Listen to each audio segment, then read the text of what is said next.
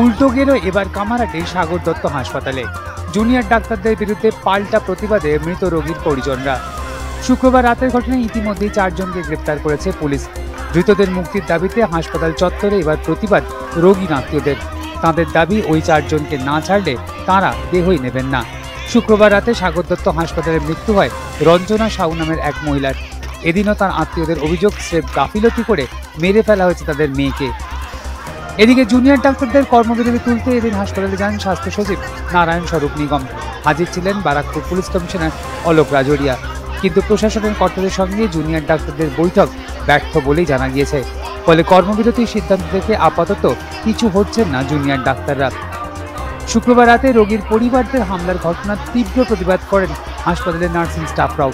কারণ এই ঘটনায় পুলিশ জানিয়েছে জুনিয়র ডাক্তার এবং নার্স সহ মোট 8 জন আহত হয়েছেন। এদের মধ্যে একজন পুলিশ কর্মীও রয়েছেন। এই পরিস্থিতিতে স্বাস্থ্য সচিবের কাছে জুনিয়র ডাক্তারদের দাবি, নিরাপত্তা নিশ্চিত না হলে তারা কাজ করবেন না। এই ঘটনায় 4 জনের গ্রেপ্তারিতেও চিঁড়ে ভেজেনি।